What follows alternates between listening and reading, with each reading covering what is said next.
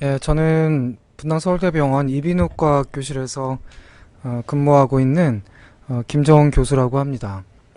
그래서 오늘 여러분과 함께 나눌 주제는 코골이 수면무호흡의 수술적인 치료하고 그리고 그것을 어떻게 라이프 스타일, 생활 습관을 교정해서 치료를 할 건지 그런 주제로 여러분과 함께 한번 함께 시간을 함께 하면서 서로 질문하고 또 제가 답변 드리고 하는 시간을 갖도록 하겠습니다.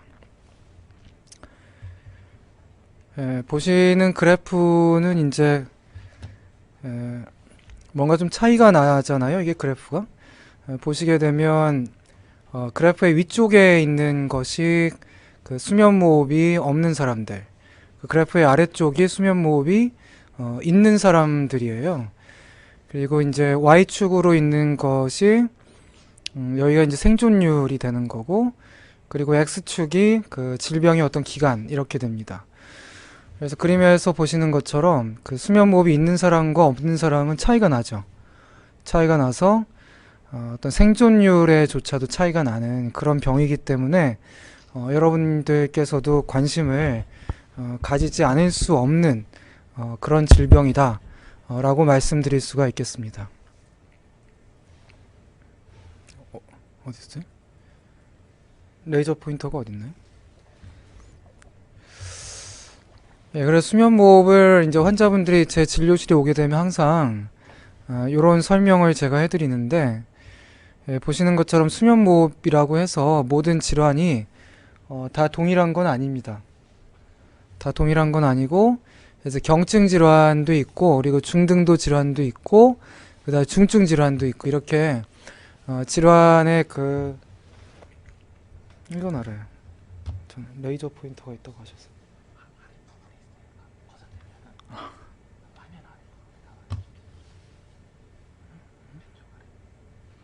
어디에 레이저가 있어요? 아니, 이건 마우스고 레이저가 있다고. 아, 마우스. 알겠습니다. 예, 예. 그래서 그 중증도에 따라서 이제 그렇게 보실 수가 있는데, 그거요. 예, 그래서 여기 보시게 되면 이 질환이 그 수면무호흡이 1시간에 환자분들이 몇 번이나 수면무호흡이 있는지에 따라서 경증인지 중등도인지 중증인지 이렇게 나누어지거든요. 그래서 여러분들 중에도 수면센터에 가서 수면무호흡 검사들을 많이들 하시는데 이 수치를 거의 기억하는 환자들이 없어요. 환자분들을 진료하시는 진료의들의 잘못이기도 한데 이 수치를 반드시 물어보실 필요가 있습니다. 그래서 1시간에 수면무호흡이 자기가 5번 생기는지 20번 생기는지 뭐 30번 생기는지 그걸 반드시 물어볼 필요가 있어요. 그래서 물어보시고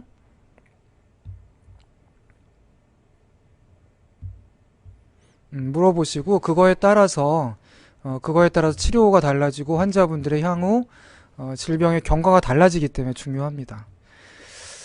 그래서 금방 말씀드렸던 것을 다시 한번 실제 환자분들의 생존율하고 한번 비교를 하면서 볼까요? 보시게 되면 이렇게 그 빨간색이 중증이에요. 다시 말하면 1시간에 수면무호흡이 30번 이상 생기는 거죠. 30번 이상 생기게 되면 보시는 것처럼 수면무호흡이 없는 분, 그다음에 경증, 중등도, 중증.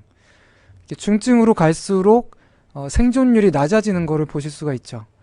이게 중증으로 갈수록 생존율이 낮아지는 그런 질환이 수면무호흡이라는 질환이기 때문에 여러분들께서 검사하신 결과를 반드시 검사해준 선생님께 물어보고 알고 계셔야 됩니다.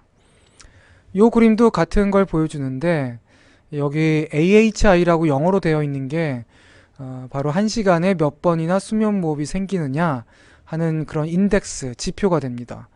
30번 이상 생기게 되면 이 그래프에서도 보시는 것처럼 이렇게 수면무호흡이 굉장히 어떤 생존율에도 영향을 크게 미친다는 것을 쉽게 이해하실 수가 있으실 거예요.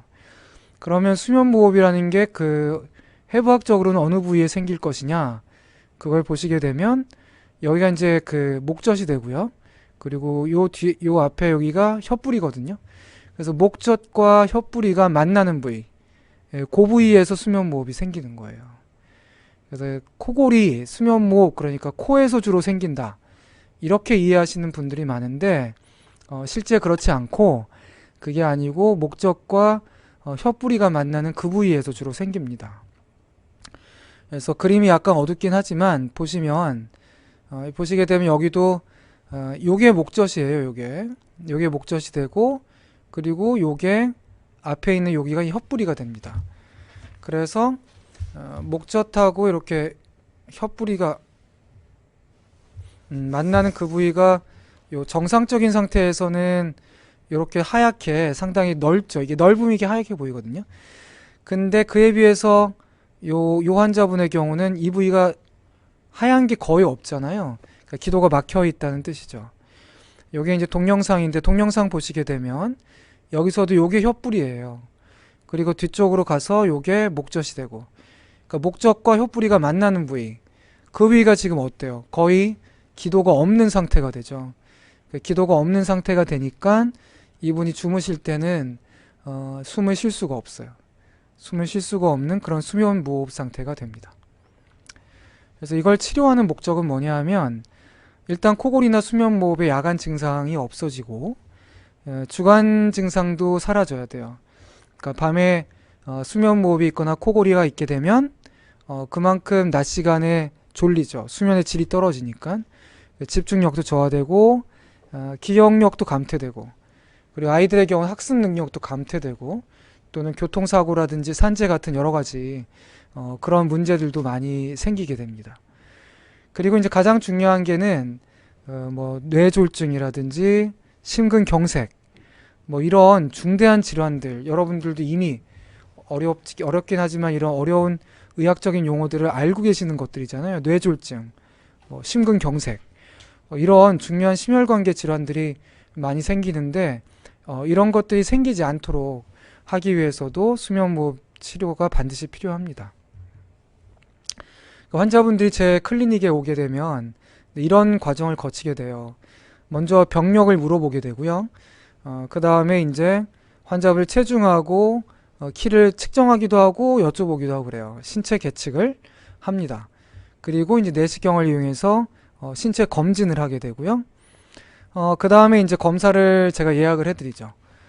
그리고 그 검사를 환자분들이 시행을 하게 됩니다. 저희 병원에서 수면다원 검사라고 하는 중요한 검사를 하고 기타 검사들을 하는데 대략적으로 한 2주에서 한 3주 정도의 그런 시간이 소요가 됩니다. 그리고 환자분들이 이제 검사를 다 하고 오시게 되면 그 검사 결과를 보고 검사 결과를 제가 설명을 해드리죠. 그리고 이제 치료를 어떻게 하자라고 이제 환자분들께 설명을 드리고 환자분들은 제가 하자는 치료를 따라오시고 그리고 이제 집에 가서서 이제 생활 습관을 교정을 하시는 그런 과정을 쭉 거치게 돼요.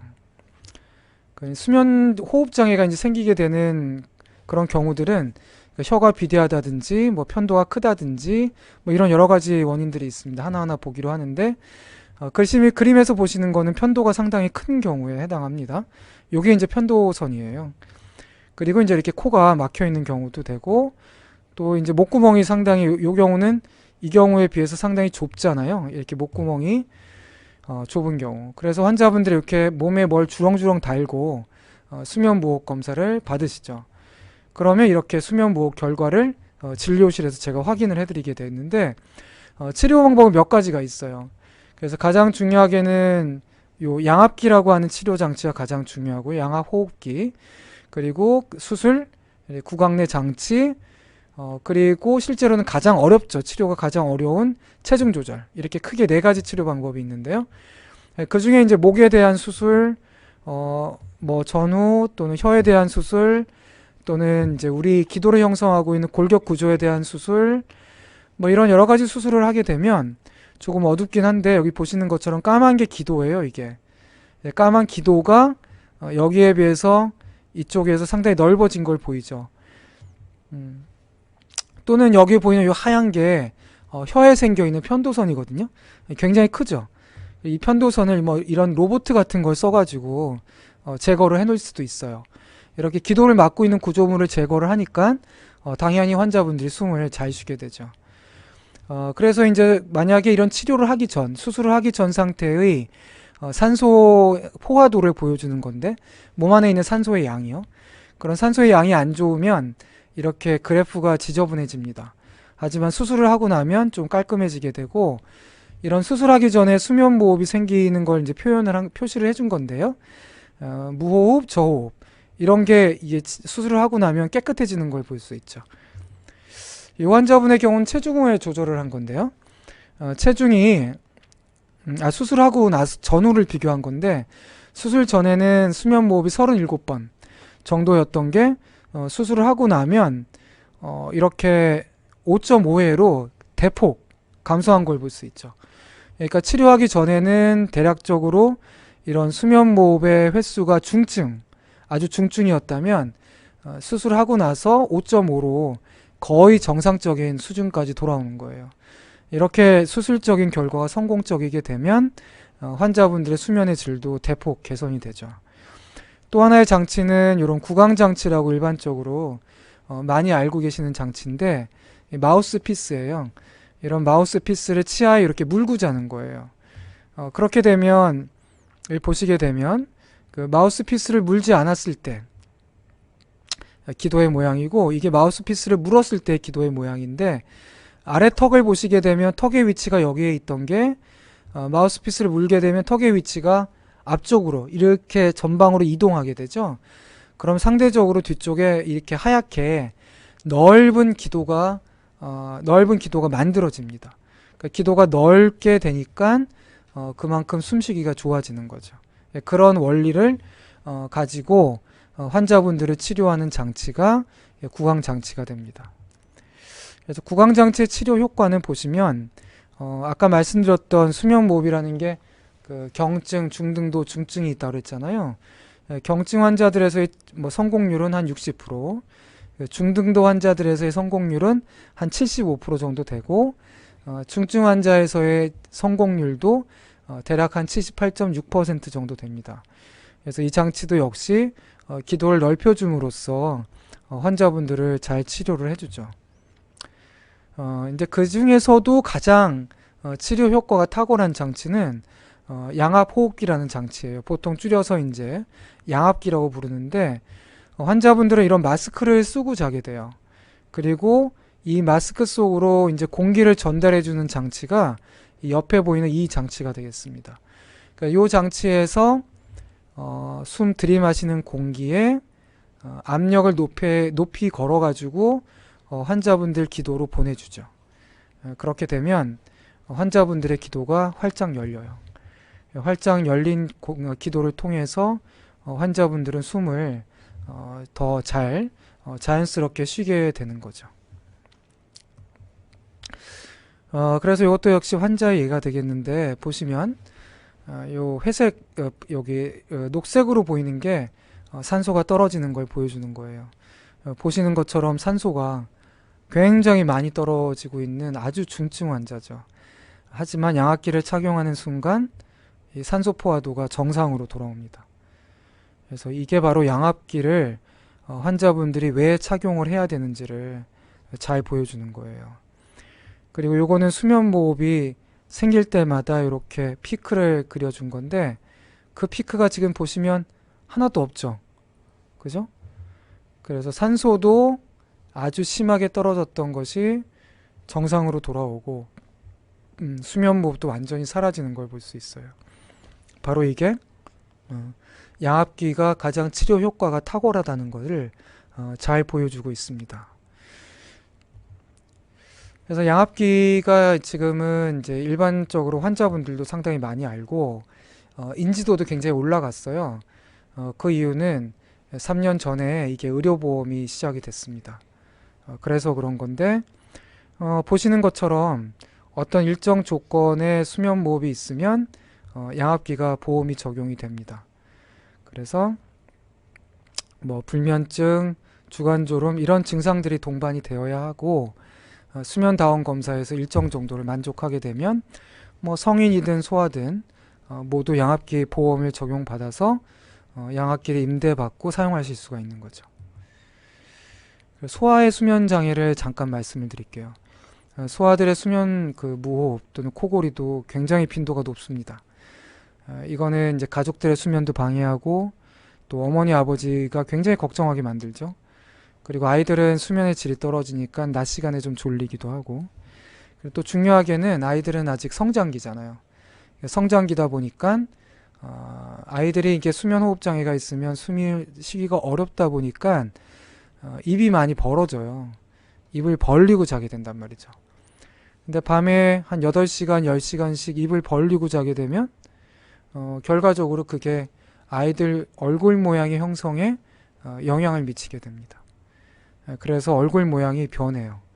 그리고 치아의 모양도 변하고, 그래서 이제 아데노이드형 얼굴, 뭐 부정교합, 얼굴이 길고, 뭐 간을 좁고, 뭐 이런 좀 한마디로 좀 별로 가지고 싶지 않은 그런 얼굴형을 아이들이 가지게 되는 그런 조금 불행한 일이 생깁니다.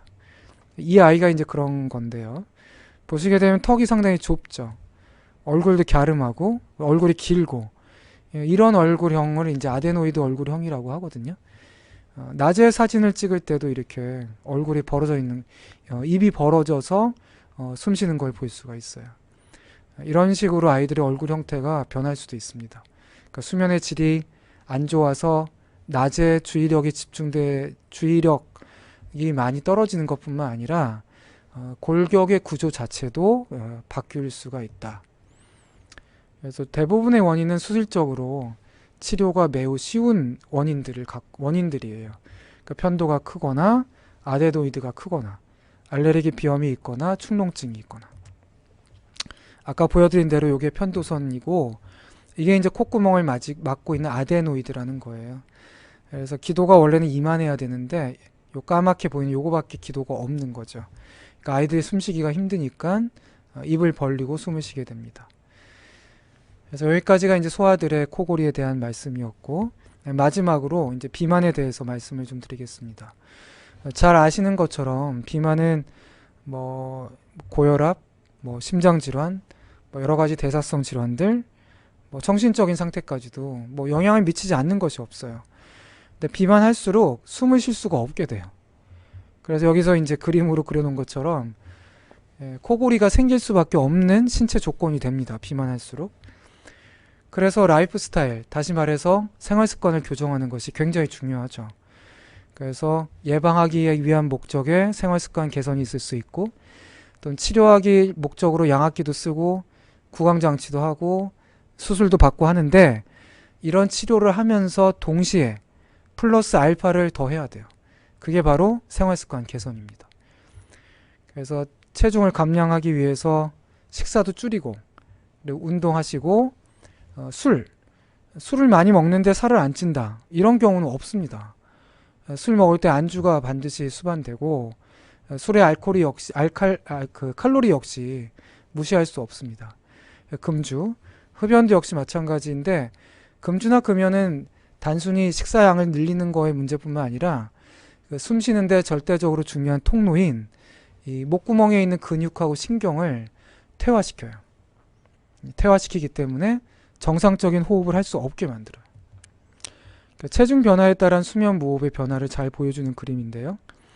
이게 이제 수면 무호흡의 양이라면, 요거는 체중 변화예요.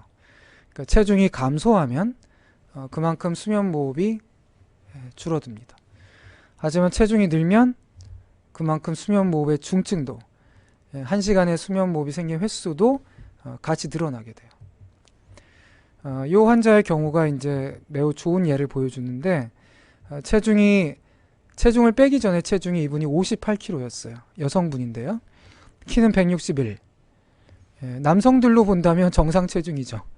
여성들의 경우는 꽤 많이 나가는 체중이고, 이분은 원래 나이가 좀 더 젊었을 때 체중이 한 50kg 정도였어요. 근데 체중이 이제 많이 늘어난 거죠. 8kg 정도. 근데 저랑 같이 한 1년 2개월에 걸쳐서 체중을 8kg 감량을 하셨어요. 그래서 그 결과로 원래는 37회 정도의 중증도에 중증의 수면 무호흡이 있었지만 그게 3.6으로 완전히 정상이 된 거예요. 그러니까 수면무호흡 횟수가 5 미만이 되면 이건 정상입니다. 정상. 그래서 이분은 양압기도 안 하고 수술도 하지 않고 구강장치도 하지 않고 단순히 체중 조절만으로 이렇게 수면무호흡이 완치가 될 수 있다는 거를 아주 잘 보여주는 그런 환자분이세요. 그래서 이런 체중을 조절 잘 하시라고 분당 서울대병원에서 만든 건강기록부도 있어요. 그러니까 이것도 제가 개발을 한 건데 헬스포유라고 하는 거 안에 이런 건강수첩이라고 있습니다. 그래서 건강수첩을 클릭해서 들어가시면 본인이 식사하시는 거, 운동하는 거, 뭐 수면의 만족도 이런 것들을 클릭하실 수 있어요. 단순히 이런 거를 클릭하는데 그치지 않고 이 헬스포유라는 앱은 여러분들이 병원에 다녔던 모든 그런 기록들을 다 보여줍니다. 검사 결과도 확인하실 수 있고요. 처방받았던 약도 확인할 수 있어요. 한마디로 여러분들의 건강 수첩이죠. 건강 수첩이면서 동시에 삼성헬스나 애플하고 연결시켜서 여러분의 운동량도 같이 여기에 저장할 수 있도록 그렇게 개발이 되어 있습니다. 그래서 밤에 굉장히 고르게 숨을 잘 쉬는 거, 코골이가 없이 또 수면무호흡 없이 숨을 잘 쉬는 것은 여러분들의 건강을 지키는 데 있어서 굉장히 중요한 그런 요소입니다. 그래서 오늘 여러분께 이런 중요한 질병에 대해서 소개를 해줄 수 있는 그런 시간을 갖게 돼서 기쁘고요. 오늘 강의는 일단은 여기서 마치도록 하겠습니다. 감사합니다.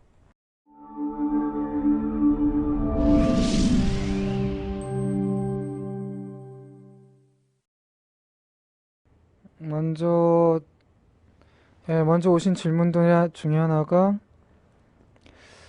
그러니까 점액질에 어떤 분비물이 있는 분들, 그런 분들이 아무래도 숨쉬기가 더 힘들죠. 근데 점액질만으로 코골이나 수면무호흡이 생기는 것은 아니고, 그러니까 코골이나 수면무호흡이 있는 분이 점액질에 어떤 그런 분비물이 생기는 질환, 비염이라든지 축농증이라든지 또는 뭐 만성 호흡기 질환들, 염증들, 기관지염 이런 것이 있는 분들은 코골이나 수면무호흡의 정도가 더 심해지는 거죠. 단순히 그것만으로 생기는 게 아니라. 그래서 일단은 치료를 해보는 순서는 비염, 축농증, 기관지염 이런 걸 진단을 받고 그건 보통 약물 치료로 증상이 많이 완화되거든요. 그래서 그런 걸 해보고 그것만으로 코골이가 개선이 됐다. 뭐 그러면 그게 원인이 되는 거고 그런 것을 개선을 했는데도 불구하고 코골이나 수면무호흡이 있다고 가족들이 얘기하더라. 그러면 제 수면 클리닉에 오시면 됩니다. 그러면 그거를 진단하고 그에 맞춰서 제가 치료해 드릴 수 있을 것 같아요.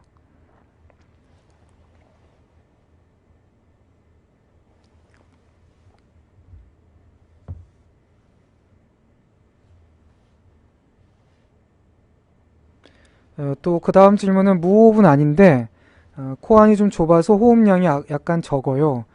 코팅에 테이프를 붙이면 숨쉬기 편해지는 그런 느낌인데요. 동네 이비인후과 의원에서는 특별한 치료 방법이 없다고 합니다. 테이프 외에 다른 좋은 방법이 있을까요? 라고 하셨고요. 이거는 또 이제 코골이하고는 또 조금 다른 문제긴 한데 코의 이제 대표적인 질환이 코가 막히는 거잖아요. 그래서 코가 막히는 대표적인 질환 중에 하나가 그 비염이고요. 그 다음에 이제 구조적인 질환으로는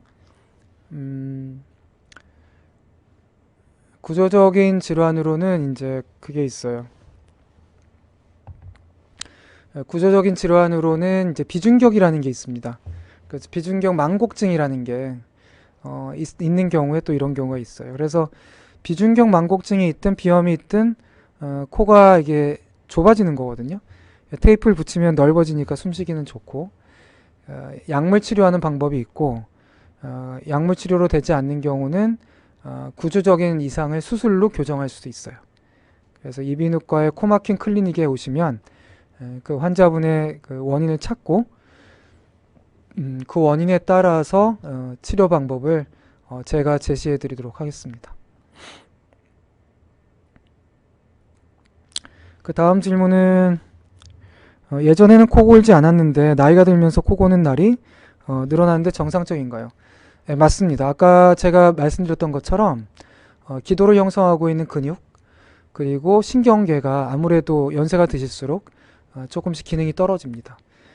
그게 정상적인 기능을 할 때 기도 함몰이 되지 않는데 연세가 드실수록 기능이 떨어지고 그에 따라서 숨을 들이마실 때 기도가 좁아지는 현상이 생깁니다. 그래서 그거는 맞고 그게 이제 병적으로 어느 정도 단계까지 와 있는지 그거는 개인차가 워낙 큽니다. 연세 드신 분들 중에서도. 그래서 병원을 한번 내원하셔서 정확하게 전문의하고 상담하시고 필요한 경우에는 수면 다운 검사를 해보시면 좋을 것 같습니다.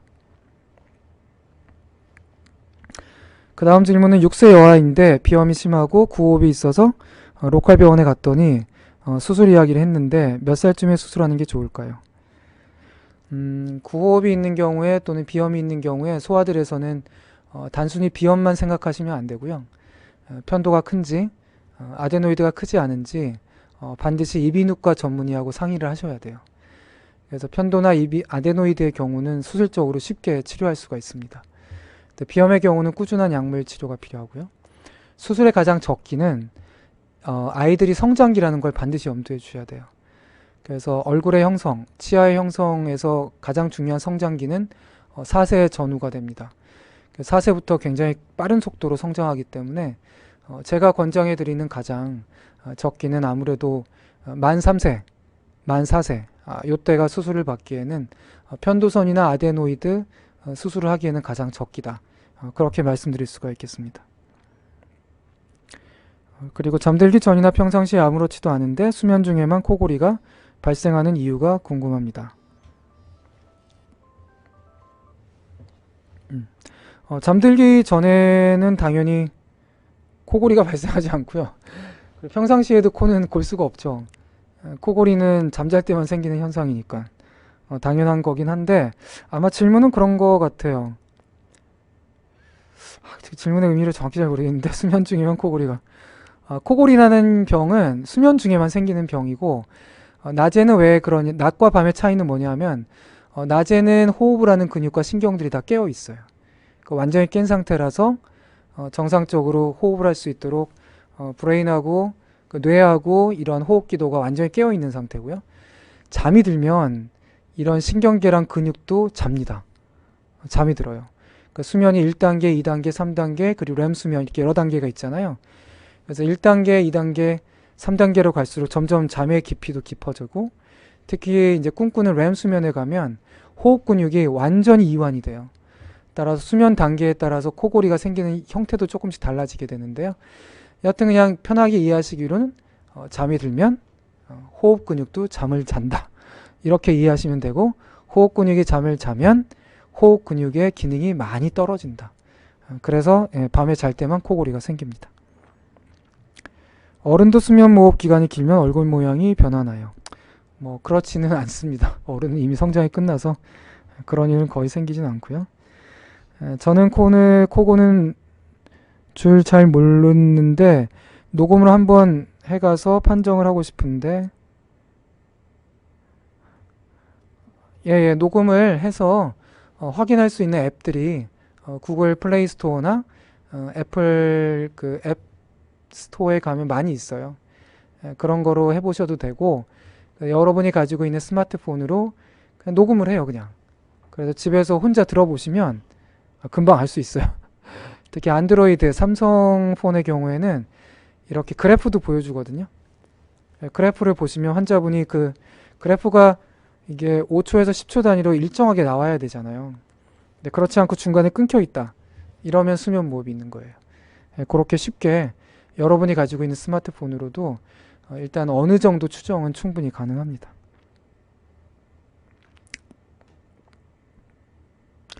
그 다음 질문은 깨어있을 때 괜찮고 잘 때 조금 숨쉬기 답답해서 분당 서울대 전문 클리닉이 있군요. 혹시 이런 예, 나이가 들면서 숨쉬기 답답하다고 해서 그게 무조건 무호흡으로 발전하지는 않고요. 거기에 이제 여러 조건이 있어야죠. 나이가 드시는 것이 한 가지 조건, 그 다음에 이제 비만한 거, 그리고 기본적으로 가지고 있는 여러분들의 얼굴 골격의 모양, 기도의 모양, 기도의 크기, 이런 것들이 여러 가지 조건이 갖춰져야 돼요. 그래서 그냥 막연히 내가 지금 숨쉬기 힘드니까 나이가 들면 수면무호흡이 더 심해지면 어떻게 하나, 이런 걱정을 하실 필요는 없습니다.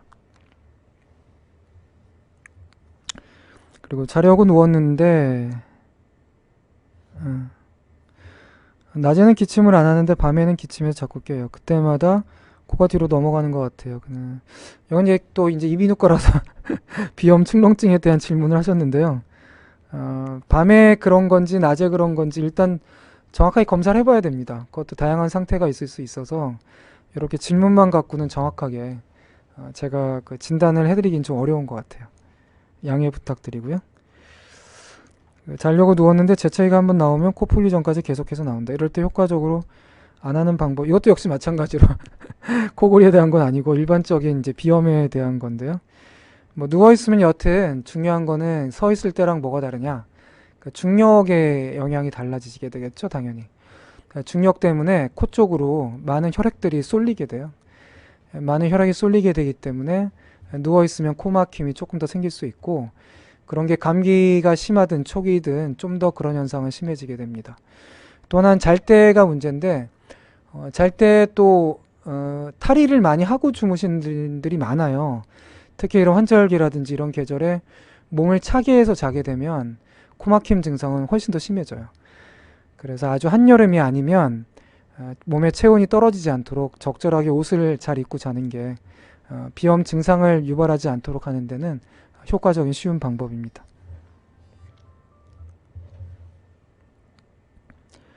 그리고 역시 마찬가지로 이것도 축농증 비염인데 아마 반가워서 저를 보고 반가워서 저한테 축농증 수술하신 분이 글을 쓰신 것 같아요. 한번 오셔가지고 전반적으로 코 안의 상태랑 냄새 맡는 거랑 숨 쉬는 거랑 한번 확인을 제가 해보는 게 좋을 것 같습니다. 수술하시고 나서 그 시기에 따라서 조금씩 이제 호전되는 그런 여러 가지 증상들이 좋아지는 시기가 좀 다르거든요. 그에 대해서 한번 클리닉에 오시면 제가 상세하게 설명을 해드리도록 하겠습니다.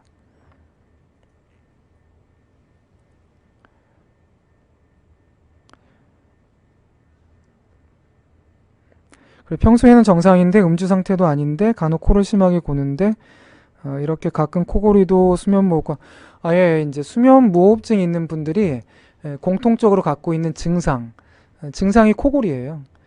코골이가 수면무호흡하고 별개의 병이 아니라 이것도 하나의 그 연속적인 스펙트럼에 있는 병이라고 이해하시면 돼요.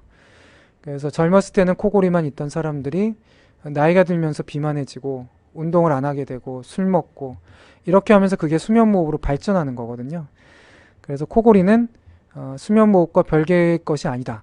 연속된 스펙트럼이고 첫 번째가 그거고 두 번째는 수면무호흡이 있는 거의 대부분 모든 사람들이 코골이가 있다. 그렇게 이해하시면 쉬울 것 같습니다.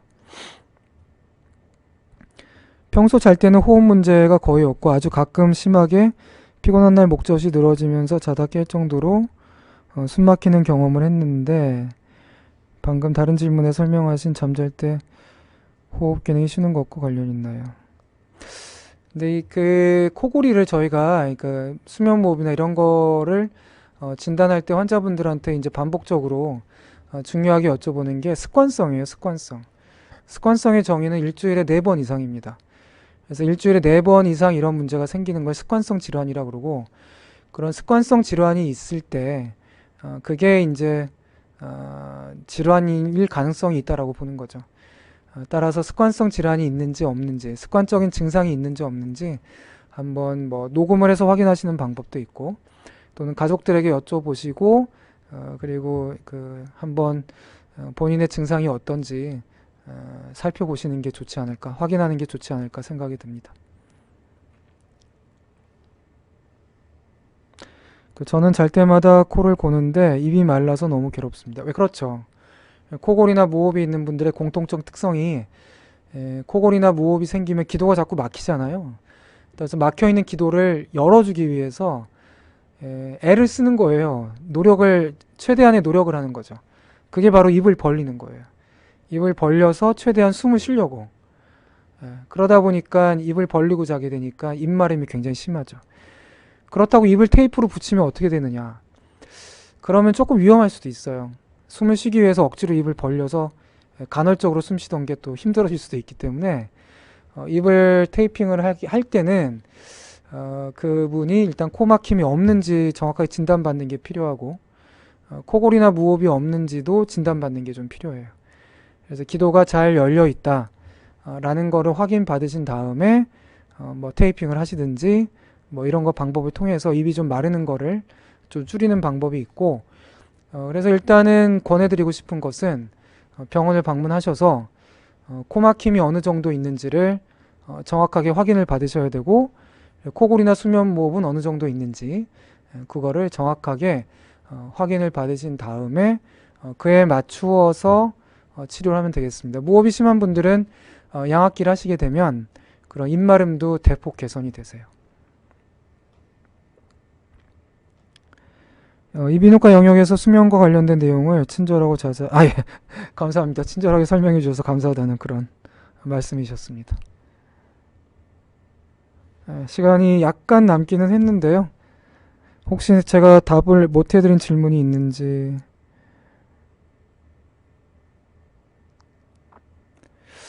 예, 거의 답변을 드린 것 같아요. 혹시 뭐 질문하셨던 분들 중에 혹시 답변이 약간 미진했으면 여기 채팅에 올려주시면 뭐 잠깐 보고 또 말씀을 추가해 드릴 수 있을 것 같아요.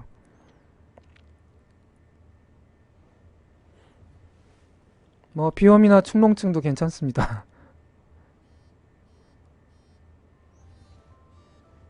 그렇죠. 양압기를 이제 불편해서 못 쓰는 경우들이 많이 계세요. 근데 양압기는 이제 안경하고 똑같은 원리라서 쓰지 않으면 아무 효과가 없거든요. 양압기를 오래 썼다고 해서 병이 치료되는 건 아니에요. 그래서 그게 좀 힘들어요, 그게 좀 어려운 점이긴 하고. 그래서 그런 분들은 이제 수술적인 대상이 되는지 또는 이런 구강장치 같은 게 도움이 될지. 그래서 이제 양압기를 첫 번째 치료 방법이라고 저희가 부르거든요. 첫 번째 치료 방법이 실패할 경우에 두 번째 치료 방법으로 구강장치랑 수술을 고려해보고, 근데 세 번째 치료 방법이면서 사실은 영순이에요. 체중 조절이 가장 중요합니다. 술, 담배 완전히 끊고. 그래서 이 영순이 치료를 저랑 모든 환자들이 다 하고 있는데 이 영순이 치료를 얼마나 잘 하고 있는지 그거를 제가 환자분들께 다 물어봐요. 그래서 그러고 나서 그런 게 모두 잘 되고 있는데도 양압기가 너무 힘들다 라고 한다면 또 양압기 뭐 세팅을 바꿔본다든지 좀 더 잘 쓸 수 있도록 환경을 바꾸어서 또 시도해 볼 수도 있고요. 여튼 어찌되었든 수면무호흡이나 코골이는 굉장히 중요한 질환이라서 일단은 수술, 구강장치, 체중 조절 모든 거를 다 해봤는데도 안 된다. 그럴 때는 여튼 좀 더 고민해 봐야겠지만 양압기를 이제 좀 하다가 못 쓰겠다라는 그런 분들이 많긴 하지만 여튼 좀 더 잘 쓰려고 노력을 하다 보면 또 좀 잘 쓰게 되는 것 같아요. 그래서 중도에 실패하는 분들이 있지만 제 환자들의 경우는 사실은 뭐 그렇게 많지는 않습니다.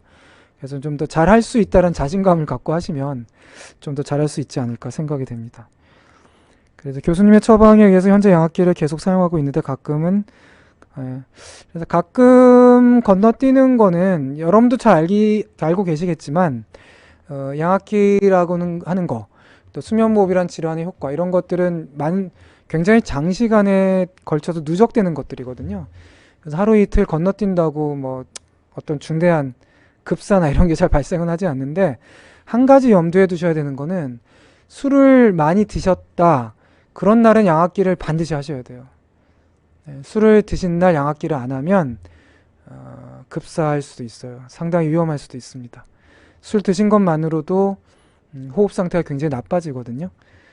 그렇기 때문에 양압기를 그날은 반드시 거르지 말고 하셔야 된다는 걸 좀 말씀드리고 싶고요.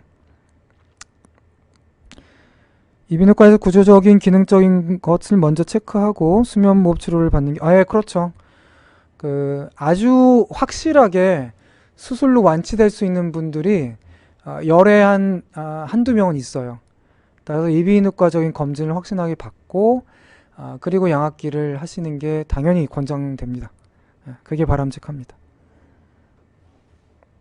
저희가 시간이 1분 오버해서 여기서 마치도록 하겠습니다. 긴 시간 참여해 주셔서 감사드리고요. 또 뭐 언제든지 또 제 클리닉에 오시는 게 물론 많이 번거롭고 쉽지는 않으시겠지만 제 클리닉을 방문해 주시면 코골이 수면보호 클리닉을 방문해 주시면 여러분들이 궁금해 하시는 거 더 구체적으로 자세하게 설명을 해드리도록 하겠습니다. 참여해 주신 모든 유튜브 시청자님들께 감사드립니다. 감사합니다.